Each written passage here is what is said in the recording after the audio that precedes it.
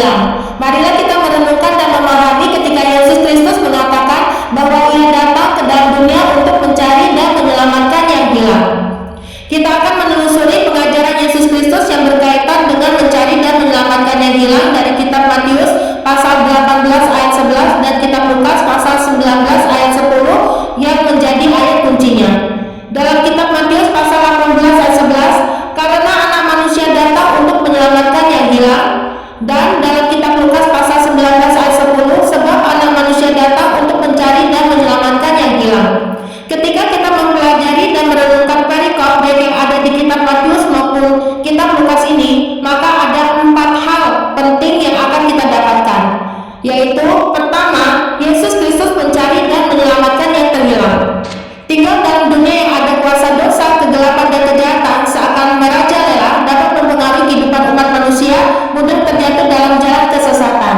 Kesesatan adalah segala sesuatu yang menyimpang dari jalan kebenaran firman Tuhan dalam Alkitab dan membuat manusia tersesat, membuahkan kehidupan yang berdosa. Manusia yang menjadi korban kesesatan dunia disebut orang sesat atau orang terhilang. Mereka yang tidak bertobat dari kesesatannya karena memang mereka tidak mengasihi kebenaran Allah dan lebih memilih kenikmatan hidup berdosa.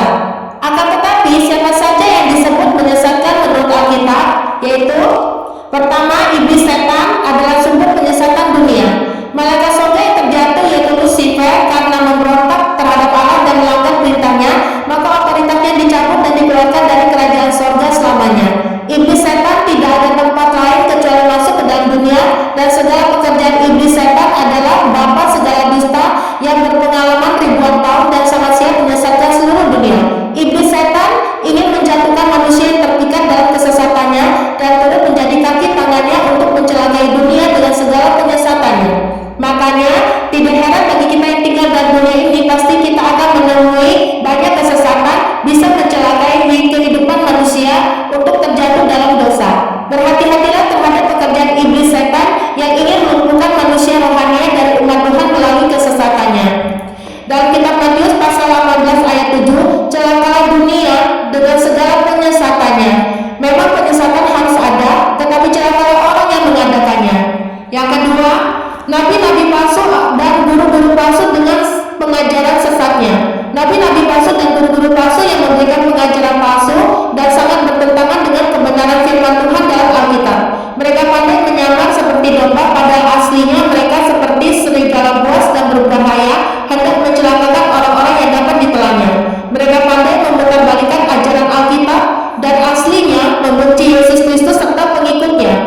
Mereka berani menambahkan dan mengurangi kebenaran Allah dalam Alkitab tanpa pemahaman yang benar, atau hanya memberikan pengajaran firman yang hanya sepotong-sepotong saja dan menafsirkannya menurut jalan pikiran manusia berdosa dan tidak sesuai kehendak Allah. Dalam kitab 2 Petrus pasal 2 ayat 1, sebagaimana nabi-nabi palsu dahulu tampil di tengah-tengah umat Allah, demikian pula di antara kamu akan ada guru-guru palsu.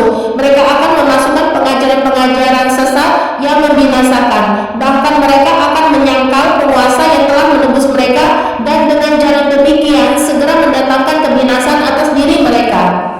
Ketiga, orang yang lebih memilih pergaulan buruk dan kenikmatan hidup dalam dosa. Manusia hidup dalam dunia yang penuh dengan daya tarik akan kenikmatan hidup berdosa yang menawarkan bermacam cara untuk memikat mangsanya. Setiap manusia diberikan kebebasan memilih arah hidupnya, tetapi harus sadar akan tanggung jawab moral di hadapan Tuhan. Bila mereka lebih memilih tersesat dalam pergaulan buruk, semakin menjalaninya, arah langkah kaki dan tujuan hidup mereka menjauh dari jalan kebenaran Tuhan. Seperti apakah pergaulan buruk yang membuat orang tersesat dan lebih menikmati gaya hidup berdosa tanpa rasa bersalah? Antara lain, mereka yang suka menyembah berhala, percaya hal-hal mistis, percaya kepada banyak dewa dan dewi beserta kuasa kegelapannya. Mereka yang lebih mencintai harta atau kekayaan, tahta atau kekuasaan, pria atau wanita idaman dalam dunia. Mereka yang masuk dalam komunitas LGBT yang melakukan seks menyimpang dan gaya hidup menyimpang, juga mereka yang menjadi banci atau pemburit. Mereka yang karib dengan komplotan pencuri dan penipuan dengan beragam cara atau muslihat penipuannya. Mereka yang suka berzina, suka nafsu cabul, menjadi bagian erat kehidupan sehari-harinya, dan nafsu jahat itu mengikat kehidupannya. Mereka yang hatinya dingin sekali, penuh kebencian dan bermental pembunuh tanpa rasa takut atau bersalah saat membunuh mangsa incarannya. Para pemfitnah menegakkan berita kepalsuannya dengan bersekongkol untuk menindas habis kebenaran Allah dengan berani, meskipun mereka tahu bahwa kebenaran Allah tetap tegak berdiri, tak tergoncangkan selamanya. Betapa sangat disayangkan bagi mereka yang tidak bertobat dari segala kesesatannya, maka mereka tidak mendapat bagian dalam kerajaan Allah. Dalam kitab 1 Korintus pasal 6 ayat 9 dan 10, atau tidak tahukah kamu bahwa orang-orang yang tidak adil tidak akan mendapat bagian dalam kerajaan Allah? Janganlah sesat. Orang cabul, penyembah berhala, orang berzina, banci, orang pembunuh, pencuri, orang kikir, pemabuk, pemfitnah, dan penipu tidak akan mendapat bagian dalam kerajaan Allah. Dalam kitab 1 Korintus pasal 15 ayat 33, janganlah kamu sesat, pergaulan yang buruk merusakkan kebiasaan yang baik. Keempat, orang yang kehidupan pribadinya berantakan atau tidak beres di hadapan Allah. Berhati-hatilah bagi orang-orang Kristen, entahkah itu sebagai orang tua, pelayan Tuhan, para hamba Tuhan, atau orang Kristen dewasa lainnya yang salah mendidik. Mereka yang mempengaruhi anak-anak yang masih polos dan lugu dengan ajaran dan perilaku hidup pribadinya tidak beres di hadapan Tuhan. Contoh hal-hal yang tidak beres itu seperti mengajarkan bibit kebencian, kebohongan, kemarahan, suka mengutuki, suka mengucapkan perkataan kotor, suka main tangan dengan kasar, suka mencuri, dan sebagainya. Perhatikanlah bahwa anak-anak itu akan menyerap hal-hal buruk dengan mudah dan alamiah tanpa sadar, mempengaruhi pembentukan karakter mereka cenderung ke arah negatif dan menjauh dari arah positif dalam hidup ini. Yesus Kristus dengan tegas dan jelas menentang perbuatan siapapun yang berani menyesatkan anak-anak yang masih polos dan lugu ini, karena Tuhan akan memberikan hukuman berat karena mereka tidak bertobat dari menyesatkan anak-anak. Karena Yesus Kristus mengajarkan kita untuk menyambut anak-anak kecil ini seperti para malaikat surga menyambut mereka dengan lemah lembut dan penuh kasih Tuhan. Dalam kitab Matius pasal 18 ayat 6, tetapi barang siapa menyesatkan salah satu dari anak-anak kecil ini yang percaya kepadaku, lebih baik baginya jika sebuah batu kilangan diikatkan pada lehernya, lalu ia ditenggelamkan ke dalam laut. Selanjutnya, Yesus Kristus memberi peringatan keras bagi mereka yang berani menyesatkan anak-anak Tuhan ini akan mendapat hukuman berat. Bayangkanlah betapa ngerinya hukuman dari Tuhan itu buat para penyesat anak-anak ini. Untuk lebih jelasnya dijabarkan sebagai berikut. Jika tanganmu atau kakimu menyesatkan engkau. Ayat kunci dalam kitab Matius pasal 18 ayat 8. Jika tanganmu atau kakimu menyesatkan engkau, penggalah dan buanglah itu, karena lebih baik bagimu masuk ke dalam hidup dengan tangan kudung atau timpang daripada dengan utuh kedua tangan dan kedua kakimu dicampakkan ke dalam api kekal. Intinya adalah, jika kedua tangan dan kedua kaki kita pergunakan untuk menghasilkan perbuatan dosa yang menyeret orang lain, apalagi anak-anak, ke dalam kesesatan, maka haruslah kedua tangan dan kaki kita itu ditaklukkan kepada Tuhan dan firman-Nya. Ayat firman tentang kata penggalah dan buanglah itu yang Yesus Kristus ajarkan bukanlah mengarah untuk memutilasi tangan dan kaki kita yang jahat itu. Ajaran Yesus Kristus maksudnya kedua tangan dan kedua kaki yang jahat itu akhirnya takluk kepada Tuhan dan firman-Nya, membuahkan pertobatan. Segala hal yang dulu pendukung mempengaruhi kedua tangan dan kedua kaki kita untuk kejahatan, contoh memakai tangan dan kaki untuk mencuri, merampok, menindas orang lain, suka dugem malam, suka mabuk, berjudi, dan sebagainya. Kedua kaki dan kedua tangan yang digunakan untuk kejahatan beserta alat apapun untuk mendukung kejahatan berimbas bukan hanya mencelakai diri sendiri, tetapi juga mencelakai orang lain yang disesatkannya. Intinya adalah tanggalkanlah perbuatan dosa itu yang dulu begitu menguasai kedua tangan dan kedua kaki menjadi alat kejahatan. Apabila kedua tangan dan kedua kaki yang jahat sulit dikendalikan, datanglah kepada Yesus Kristus, berjuanglah keras untuk sujud di hadapannya. Sebab apa yang mustahil bagi manusia, bagi Tuhan tiada sesuatu pun yang mustahil. Jika matamu menyesatkan engkau. Ayat kunci dalam kitab Matius pasal 18 ayat 9. Dan jika matamu menyesatkan engkau, cungkilah dan buanglah itu, karena lebih baik bagimu masuk ke dalam hidup dengan bermata satu daripada dicampakkan ke dalam api neraka dengan bermata dua. Intinya adalah, jika